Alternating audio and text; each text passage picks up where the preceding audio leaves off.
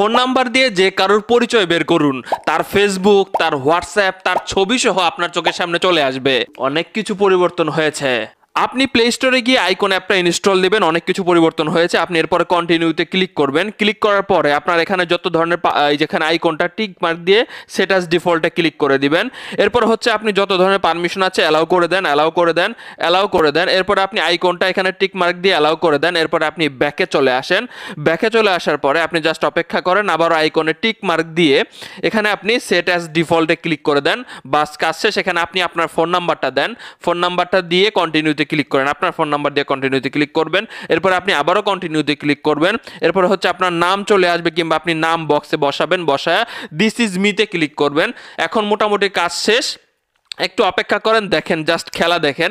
এখন আপনি এখানে এই যে উপরে মানুষের মতো আইকন আছে, এখানে ক্লিক করবেন। ক্লিক করার পরে যে নাম্বারের ছবি, ফেসবুক, হোয়াটসঅ্যাপ চান সেই নাম্বারটা এখানে বসান। সাপোজ একটি ফোন নাম্বার দিলাম, এখানে দিয়ে সার্চ বারে ক্লিক করলাম। এখানে ফোন নাম্বারটা দিয়ে সার্চ বারে ক্লিক করলাম, এই নাম্বারের ছবি পরিচয় চাই।